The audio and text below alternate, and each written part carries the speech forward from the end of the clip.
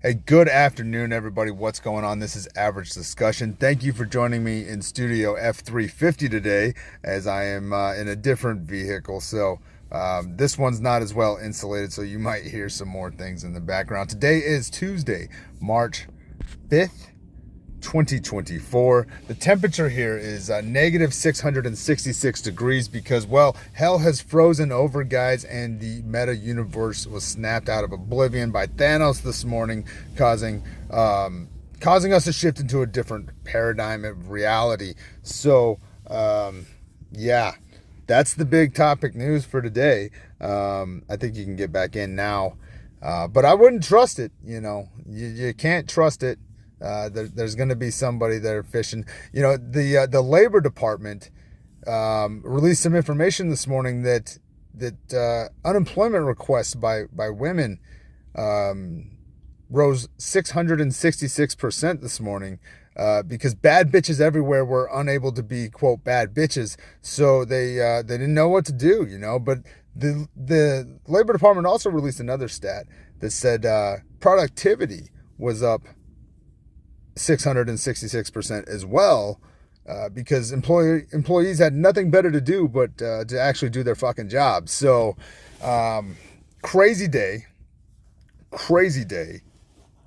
I think the worst of it is over. TikTok was immediately flooded with conspiracy theories because apparently today is something called Super Tuesday. I was unaware of this term. Never heard it before in my life. Doesn't mean it wasn't a thing, but I'm just going to put it up there with snow squalls and atmospheric rivers. Just things that I've just heard for the first time in like the last 12 months. I'm really starting to get more on board with those butterfly effect, or not necessarily Mandela effect, Mandela effect conspiracy theories, because there's just a whole lot of things that I feel like I should have known that apparently I don't. And, you're probably listening to this too and been like, yeah, no shit, dude. We've all been saying that in the background every time you put out an episode, but that's besides the point. So if you were unaware, apparently there was huge issues with the meta universe this morning.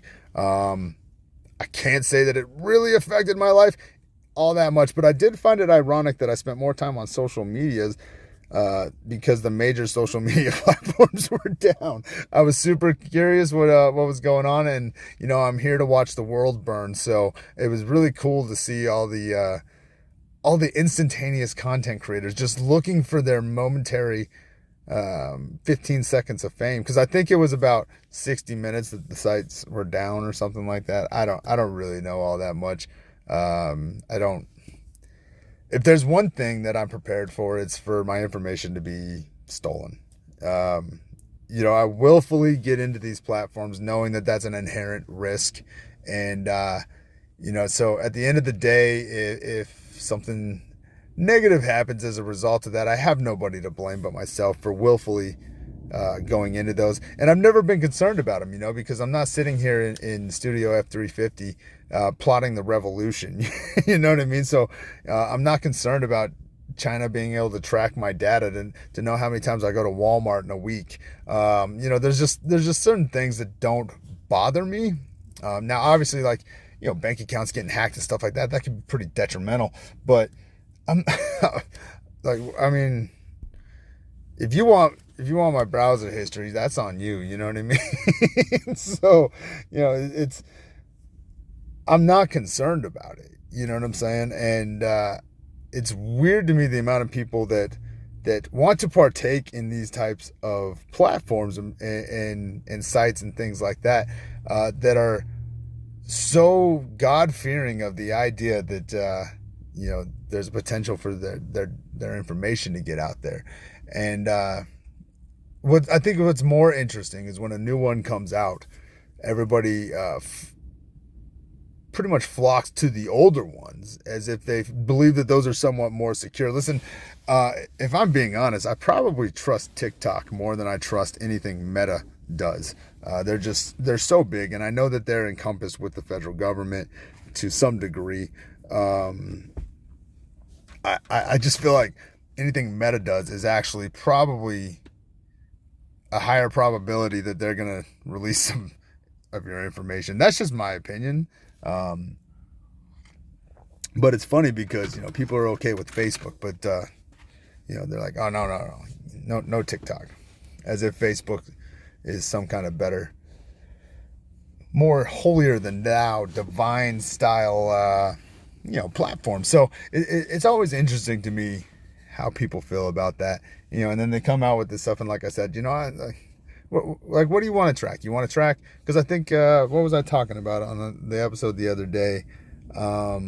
The cars, right? Where the Biden administration was going to put a stop to these smart cars coming out of China because their concern is that they could be hijacked and that China's going to get your data and stuff. And again, like my first thought is, what are they going to get? They're going to get my place of employment because I go back and forth.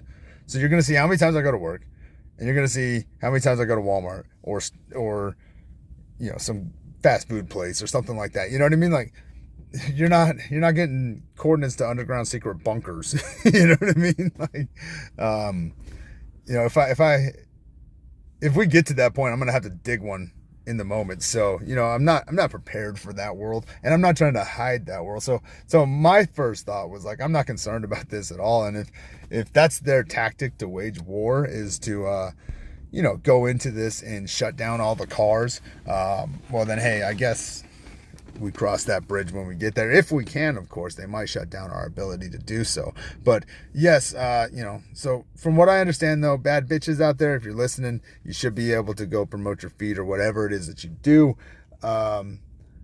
Pretty scary though. You almost had to find a real skill set, not a God-given featured one, right? So, pretty scary for that demographic of the labor force. Pretty terrifying. Pretty terrifying. It's funny because, I recently started using Instagram a lot more because I find that it's very easy to promote and kind of get creative with your promotion in terms of, what I do here with the podcast. And so I've had it for a long time, but I've very rarely ever used it. It just wasn't my thing. I enjoy reading what people have to say, and I didn't get the same vibe from like things like Instagram, right? So I was never really into it. And then, lo and behold, I finally get into it and I start using it a lot to advertise this. And now I'm like, oh shit, here we go. No, it's interesting. And I think the overwhelming fear that it created. Now, some of the conspiracy stuff that I'm going to talk about it. Okay. Like I'm not sure how much I buy into it, but they do have a point. I talk about coincidental timing all the time. And apparently today is some big day in the political world where your vote basically can have a huge determining factor of who's potentially going to win the November election, right? At least that's something that I saw, right? And so the conspiracy going around is that this was a planned shutdown, and that it's to stop people from being able to spread the word. And I saw this guy showed a list of all these major websites that were having issues on Today in particular, and how they relate to public platforms and things like that. So I'm not going to say that there's nothing there. Okay, it is very coincidental timing in that regard. I mean, this is a big election coming up. It's like a rerun of 2020, and it's really disgusting. And so like I'm not going to say there's nothing there. Timing is very interesting. I will give you that 100%. The timing is very interesting. And if it was a 24-hour thing, I think I might be a little bit more inclined to believe those, right? But where it was a 60-minute thing, I think it's far more likely that there was some nefarious hacking going on, that they basically just pulled the power cord before anything could get out of control. That's what I think happened, and we'll never know because they're never going to release that information. They're gonna come up with something simple and to try to eliminate some of the fear, because again, this is a public traded company, so there is stock investments and things like that they do have to consider. So they're not going to put out the nitty gritty of what it really was. So we're all going to be left in speculation, unless of course there's some kind of whistleblower or something like that comes out and says, no, I was a part of this and this is what really happened. But even then, that guy will probably meet an untimely demise in a traffic accident, I'm sure. So, but if you weren't aware, good for you, right? If you weren't aware, good for you. And if you're just finding out, then good for you. You know what I mean? But I'm pretty sure everybody knows about it. It's all over the news. But I can't help but talk about it. I didn't want to, but here I am. I'm talking about it. I almost fell into the same, give me my 15 minutes of fame. I had this whole video going for my spiel that I said earlier about the labor department and, the bad bitches thing. I thought that was a pretty classy joke. I really don't mean any offense to anybody. But if you took it, maybe, I guess maybe you found the shoes that fit, I guess. But, so I wasn't going to do it. I really was fighting the urge to just talk about it. And lo and behold, here I am. I'm talking about it. So, but that's the big headline that I'm sure everybody is well aware of at this point. So what you might not know, though, is that, this was for yesterday. So yesterday I was going to do an episode and I don't know, man. I hit this really weird funk. My job is starting to get to me on a more mental level for some stuff that's going down. And I had all this ambition in the morning. And then by the time I got here, I was so unstimulated mentally that I just kind of ended up in this funk and I just couldn't bring myself to do it. I just couldn't find the enthusiasm. But now, thanks to the meta universe crashing down, Thanos did his thing or something like that. I am rejuvenated. I'm in a pretty good mood. It's been fun watching the chaos ensue on the non-universe social medias, right? But so check this out, right? Humpback whales were photographed having sex for the first time. And not only were they photographed having sex, it was gay sex at that. This is straight out of the article, guys. NBC. The sexual encounter, which occurred in the waters west of the Hawaiian Islands of Maui in January 2022, was detailed in a new report. I highlighted some of my favorite things about this. So, to put a little bit of context here, okay, you've got these two whales, all right, and it's literally like the fins are holding the one. He's just slapping that ass. You know what I mean? It's a really great. It's a really great picture. Anyways, the author said that the whales were observed for approximately 30 minutes and that the encounter took place roughly 15 feet below the surface. He said that they immediately knew they captured a once-in-a-lifetime encounter. That's right. That's right. We realized pretty quickly that there was a scientific significance to it. Even if there was no articles published or nothing ever came of it, we knew that it was important to the scientific community and those who were studying the whales just because of unique behavior. Now, here's my only thing with it, is that I am literally picturing right now, I'm picturing this right now, that there's a bunch of people watching a camera for 30 minutes of these two whales just bang each other out. And then the part where they're like, this is a once-in-a-lifetime encounter, and we knew that this had scientific significance. And I'm really struggling with how to correlate the significance of this scientifically. And the only reason I'm saying that is because it's been pretty well documented that in a lot of mammal species, same-sex intercourse is not really that uncommon, right? So with that knowledge, okay, maybe they didn't know that these creatures did that. Maybe that's the scientific significance. But outside of, in my opinion, in my mind, outside of trying to justify a social norm that us humans are struggling with, I don't see the scientific significance in this. I just don't. I don't. Call me crazy. I'm not sure where. And I'm without a doubt, I'm not a scientist, so without a doubt, there potentially could be, and I don't know what those are. I would just be curious what those are. You know what I'm saying? I'm not saying that they don't exist. I'm just struggling as a person who's not a scientist watching whales bang each other for 30 minutes on camera and then smiling and getting all excited about it. I'm struggling with that. That's the part I'm struggling with. But yeah, so if you weren't aware, there you go. Careful what you get into 15 feet below the surface there. Okay. So if that's not strange enough, though, in more animal news, stingray virgin pregnancy may have a delightfully unusual scientific explanation. The surprise pregnancy of Charlotte, a stingray living in a tank without any male rays, has captivated people across the world and stirred a sudden interest in, I'm going to butcher this word, parthenogenesis, a scientific term that essentially means virgin birth. So, they go on to talk about how it's rare, but not it's not a new phenomena in aquatic species that this happens, and other species as well. But I just found it extremely interesting. We got two gay whales going at it, and now all of a sudden the stingrays are like, you know what? I'm just gonna make a baby on my own. So moving on. So fury after the Exxon chief says public is to blame for climate failures. Now this one was interesting to me because I've been seeing a lot of things primarily related to electric cars that I've kind of been following because I'm interested in that kind of stuff, right? And so this one was interesting to me. And it goes on to say, he says, in an interview published on Tuesday, Woods, who's the guy for Exxon, right? He says, he argued that big oil is not primarily responsible for the climate crisis.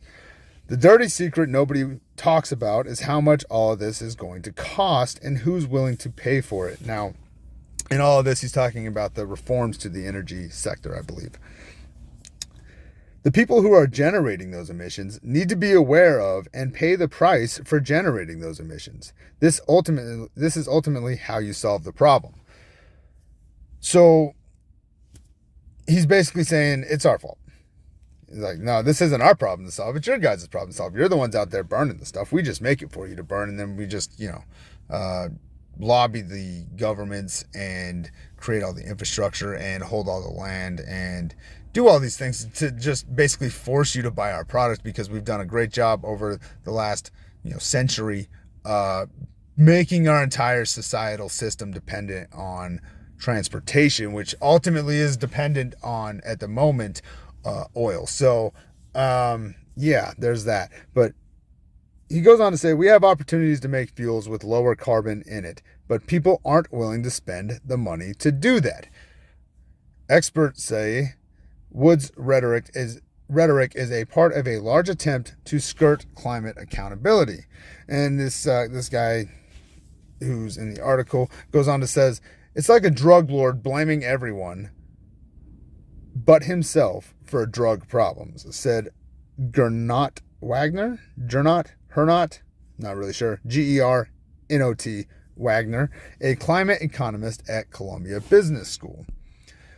A 2021 analysis also demonstrated that Exxon had downplayed its own role in the climate crisis for decades in public-facing messaging. The playbook is this: sell consumers a product that you know is dangerous while publicly denying or downplaying those dangers. Then, when the dangers are no longer deniable, deny responsibility and blame the consumer, said Naomi Oreskes, a Harvard historian of science and co-author of the 2021 paper. In the Tuesday interview, however, Woods says the world waited too long to develop carbon-free technologies. He said Exxon recognized the need to decarbonize and that a carbon tax would help achieve this, while also defending the oil giant's comparatively meager investment in renewable energy, pointing to focus upon more nascent technologies such as carbon capture and hydrogen fuels. For decades, they told us that the science was too uncertain to justify action. That it was premature to act. And that we could and should wait and see how things develop, said Oreskes. Yeah. Now the CEO says, oh dear, we've waited too long. If this isn't gaslighting, I don't know what is. And I kind of feel that, right? Like, I understand the business side of it, right? So if you're looking at it and you're like, okay, we have to have all this different infrastructure, and we have to pay for all these people to study this stuff and find alternative means and develop all these things, right? I totally understand that part, and that is going to cost money.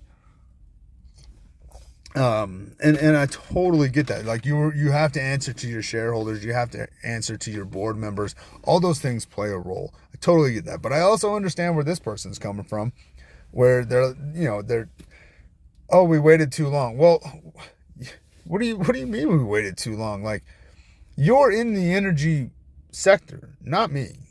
You know what I mean? My job is to get to my job, which is not in the energy sector. And in order to do that, I have to do so within the confines of the society that we've allowed to be developed. Now, what I will say is that, yes, we have to take ownership as everyday citizens of our role and what we've allowed to happen.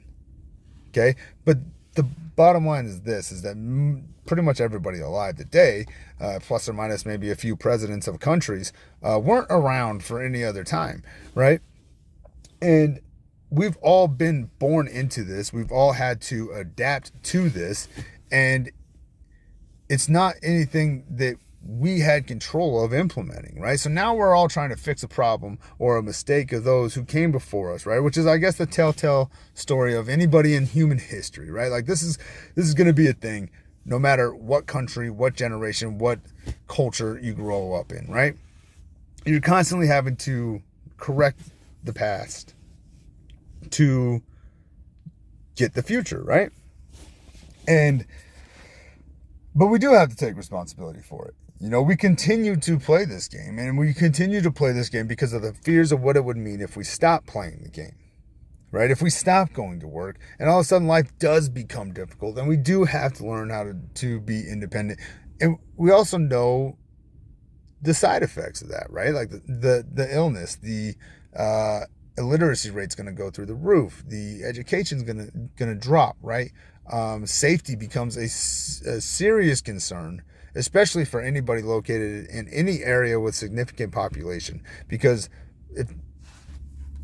I don't know who said it. I heard it on a Tech Nine song. I don't know that it was him that came up with it, but absolute power corrupts absolutely, right? And I've heard that, and it's absolutely true, right? If there's one thing that you can count on, is that in the absence of authority and power, there's going to be a group of people who are going to attempt to fill that void.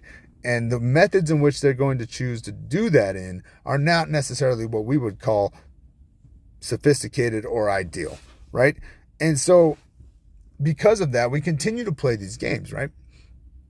And this is kind of the downside of that, is that, okay, this guy's telling us, hey, nobody wants to pay for that. So, what do you want us to do? It's not our fault. You guys are cheap asses. If there's one industry that I feel very, very confident, that if I feel very confident that they're not struggling financially, it's the oil industry. You've had a monopoly on this for well over a century. It's just one of those things. Don't give me the spiel of cost. I'm not saying that it doesn't cost them a lot of money annually to operate their business. I'm not saying that at all. I'm sure it is quite the unrealistic amount of money to operate their businesses. I don't doubt that for a minute. But I also know that they're generating a shit ton of money. So, I'm looking for this part. Sorry. You probably thought this all just stopped out. No, so I'm looking for the specific part in it. I don't know that I screenshotted it. So, but there was a part in there where they were talking about how they're making all these record profits and stuff, right? So like that's an argument that really, like, you can't tell somebody that at a bar, because they're going to punch you in the fucking throat. You know what I mean? Like, that was pretty bold and pretty ignorant of him, I think, to come out and blame the people who buy his product, and he can only do that because he knows we have to regardless. You know what I'm saying? And so, like, when you know that, you can say whatever the hell you want to say, and this guy knows that. This guy just insulted every single one of us. Every single one of us. He just insulted us. But shit, we're still gonna have to get gas. We're still gonna have to put oil in our cars. You know what I'm saying? Like, there's he's only getting away with that because the world that we live in allows him to get away with that. Really interesting. You know, I don't I don't know. It's again, I feel the way that I feel about it is that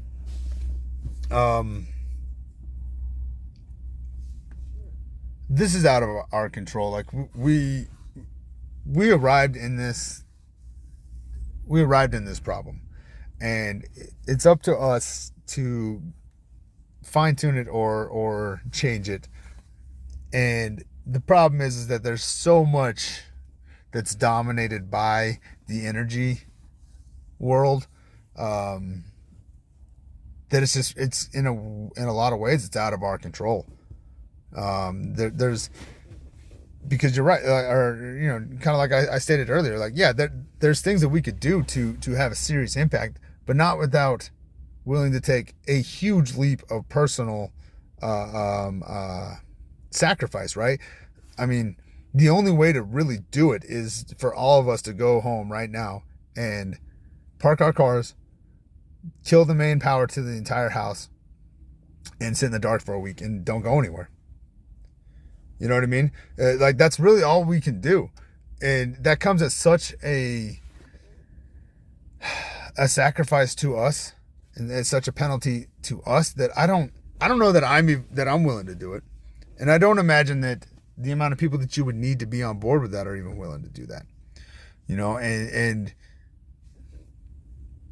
I think a lot of that is because you know, it's not like people want the world to end. You know what I'm saying? Like, they just want things to be more realistic, I think. You know, and maybe selfishly, you know what I'm saying?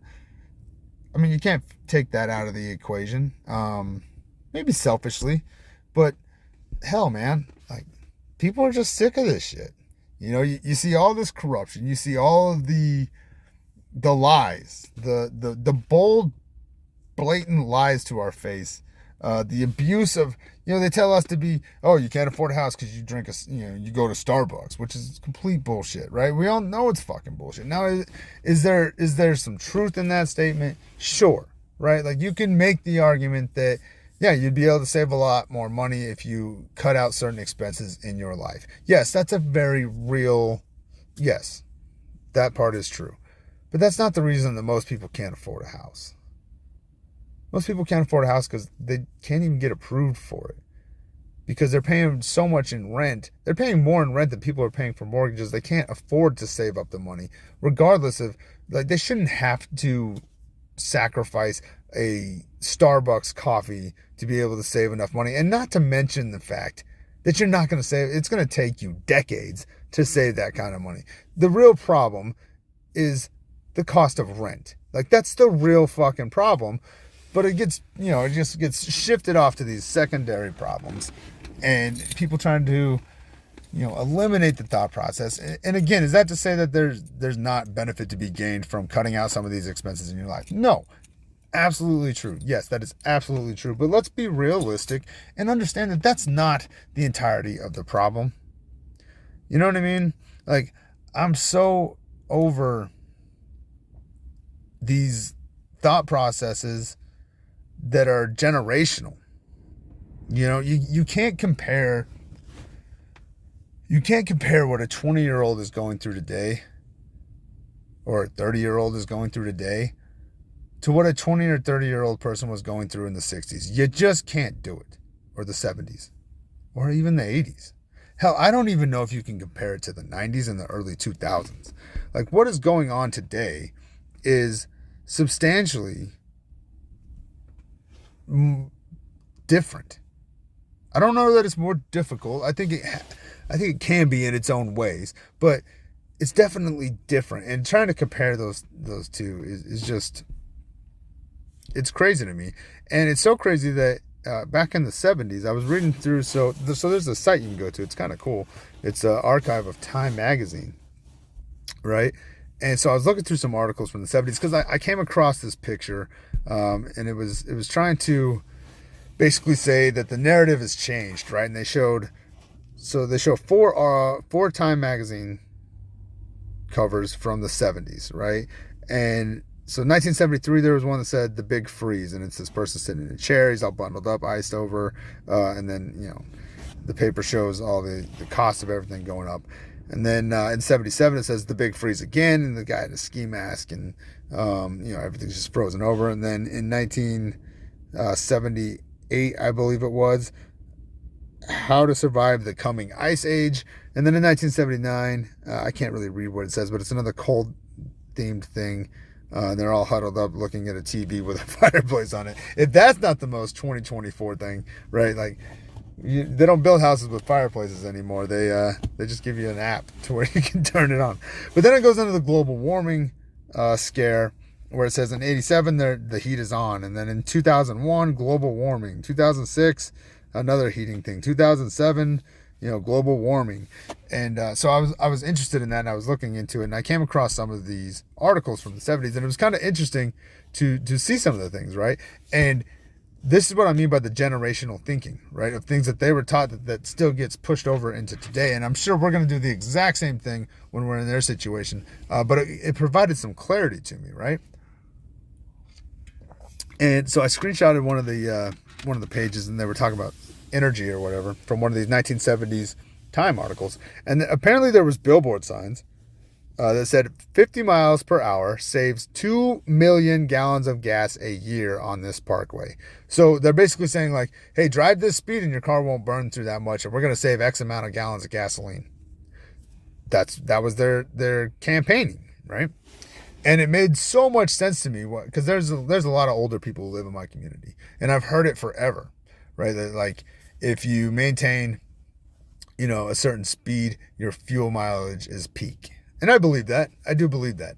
But I don't think in today's modern cars, at least, that's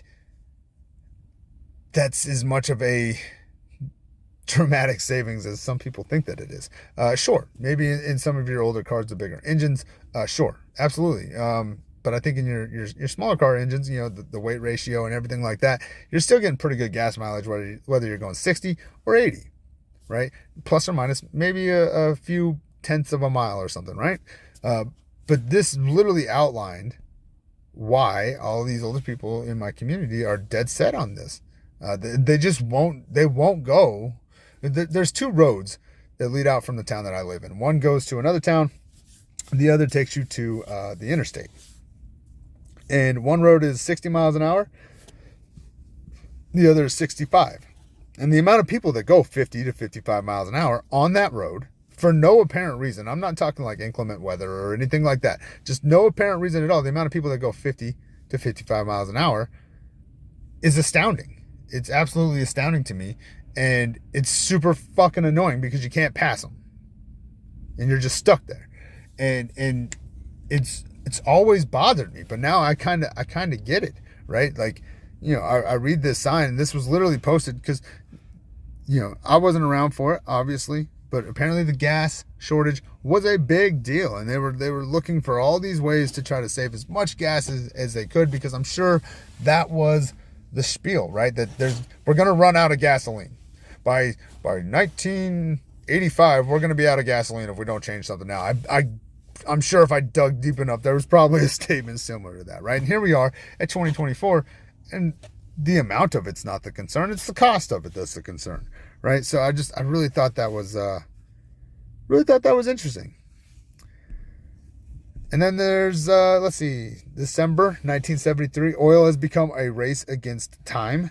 No one wanted to believe that an energy crisis was coming. It is now a reality. Oil is the key. It provides 75% of the world's energy and will until practical substitutes are available. But oil today is being consumed faster than new reserves are being found, right? So this is from 1973, okay? Straight out of Time magazine, December edition, December 3rd. We are also working on petroleum substitutes, including an FMC process called co-gas to produce pipeline gas from coal, right? So it's very interesting to me because there was a lot of talk about coal in these 1970s articles. And here we are, fast forward to 2024, and what's the big thing that they're saying is the devil, the coal. So the thing that saved them and got all these people rich and got all these businesses off the ground, and politicians, I'm sure, made their fucking careers off of it, it's now the enemy. So now we have a new one that's coming out. But what I gathered, and even back as far as 1923, guys, they were talking about coal. And that's very intriguing to me. Very intriguing to me. They were also talking about the border issues. It's super strange how it's like it's always the same fucking problems, guys. Energy, border. Energy, border. Energy, border. Because literally 1923, the Mexican border is literally a topic. And they're talking about the border security and things like that. Like it's literally been a thing forever. And that's why if you listen to my other episode, I said if they actually gave a shit, they would have done something. Clear back 100 fucking years ago, they were having the same conversations, flooding the same conversations. 100 years ago. It's crazy.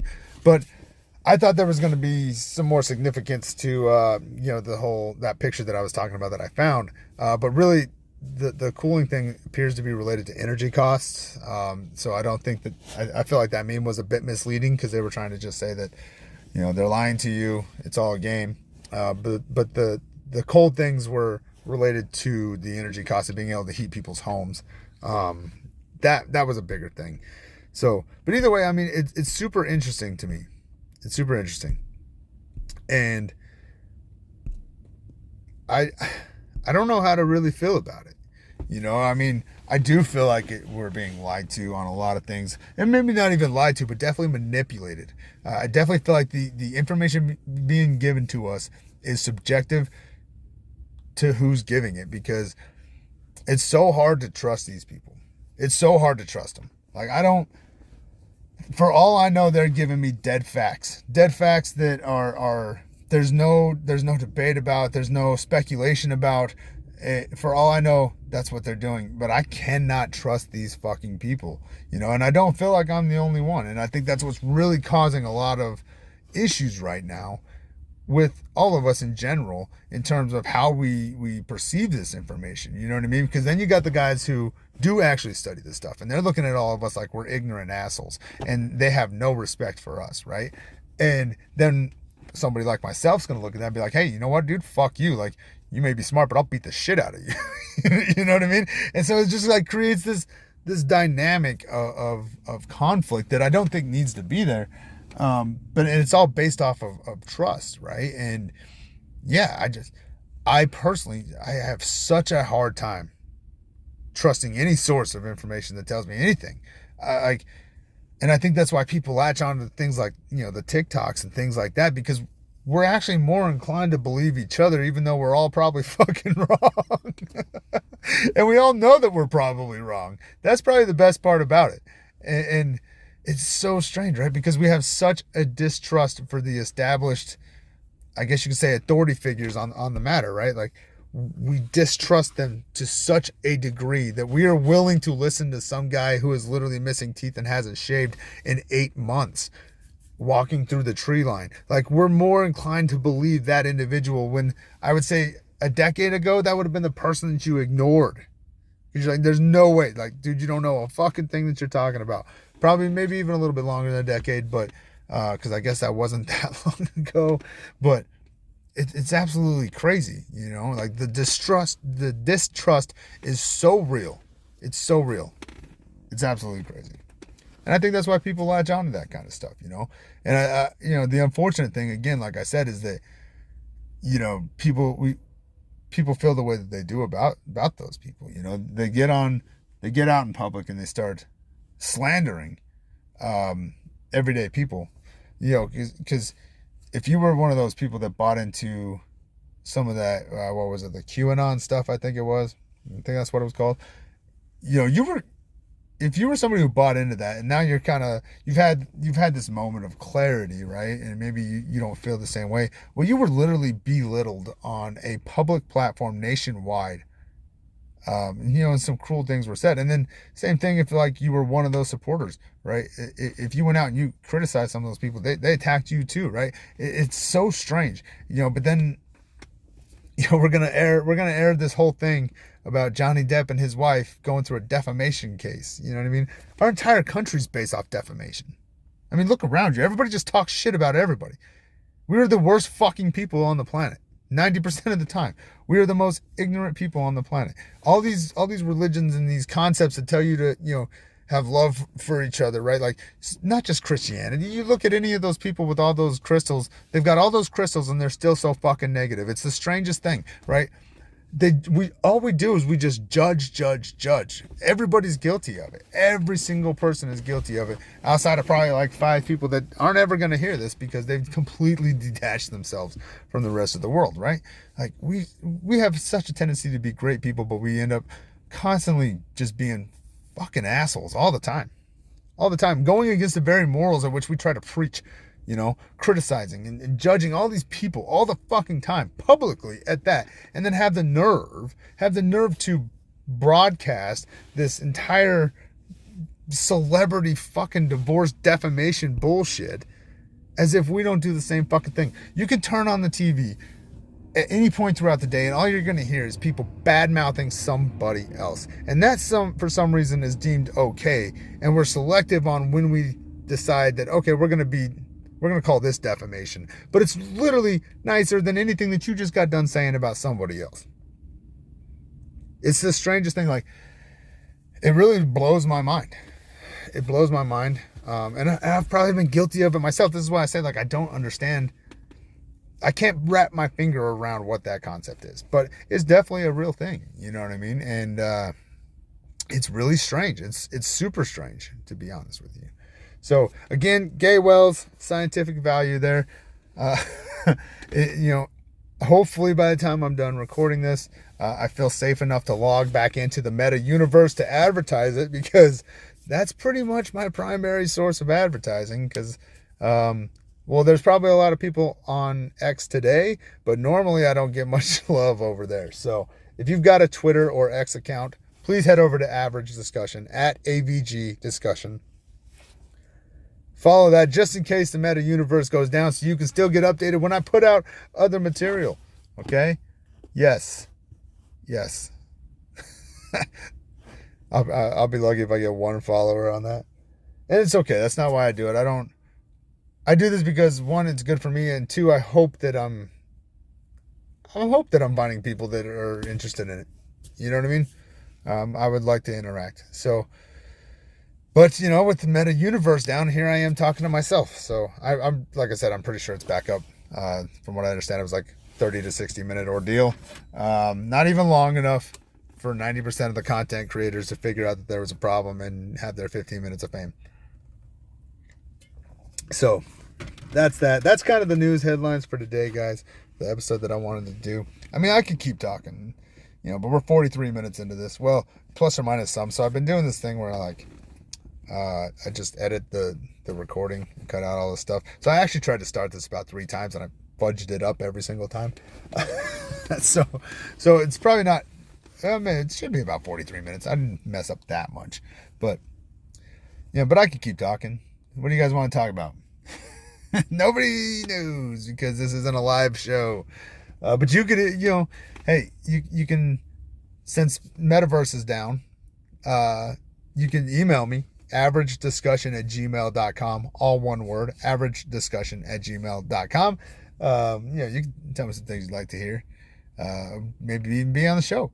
Once the Metaverse is back, I do know that I can video call somebody on that, record that, and detach the audio from it. So we could definitely get together, have a conversation. I'm not opposed to it. So if you'd like to be on the show and talk about something, hit me up. Let's figure it out. I'm all about it. I'm all about it because I literally, my family is what I look forward to every single day. Outside of that, when we're all out doing our thing at our jobs, our schools, whatever, I have nothing to fucking do. So I have nothing to look forward to while we're all out doing our daily live things. So As long as it doesn't impede on the time that I spend with my family, I'm down to do whatever. So yeah, hit me up. Let's have a discussion. Let's talk. This is average discussion, for Christ's sake. Hopefully I didn't offend the gods there. But yeah, this is average discussion. Let's do it. Why not? Why not?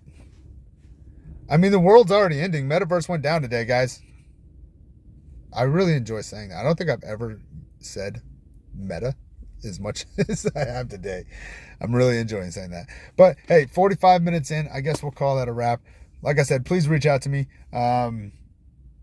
As always, guys, you can find me on Facebook when it's running, facebook.com/average discussion, Instagram, average discussion when it's running. I am on Threads. I just found out about Threads, by the way. It's pretty much just Twitter. And I think I got on a little too late because apparently there was supposed to be this big thing and then it crashed and then everybody's like, this is shit.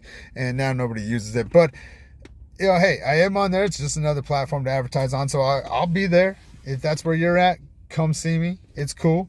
On X, where I listen to seductive music and touch myself. No, I'm just kidding. On X, formerly known as Twitter, at AVG Discussion. Like I said, as always, you can contact me directly at averagediscussion@gmail.com. That's all one word, averagediscussion@gmail.com. That's where you'll want to send all your hey, you like this, don't like that, bitches, gripes, complaints, death threats, whatever it is. Send them there so that they come straight to me. I don't want there to be any, sorry, I didn't get your death threat, man. Metaverse was down, so my bad. I would have made sure I was at the bombing location. So, send them to me directly so I'll get them. That's all I'm asking. Head over to YouTube, youtube.com. The channel's Average Discussion. I usually post the episodes up there in video format for your listening pleasure because you don't want to see me. I promise you don't want to see me. So there's that. Let's see. Is there anything else I'm missing? No, I don't think so. Again, I'm dead serious. If you'd like to talk about some stuff or maybe be on the show with me or on an episode with me or whatever, please reach out to me. Let's get it figured out. averagediscussion@gmail.com is the best way to reach me. But obviously, when Metaverse is working, those work just fine too. So if you're interested, please do reach out to me. I'm interested to communicate with people and just talk about everyday stuff and get to know new people. So let me know. So as always, guys, I always like to wrap it up with this. Please take care of yourselves. Please take care of each other. I hope you have a wonderful day. And until next time, I'm out.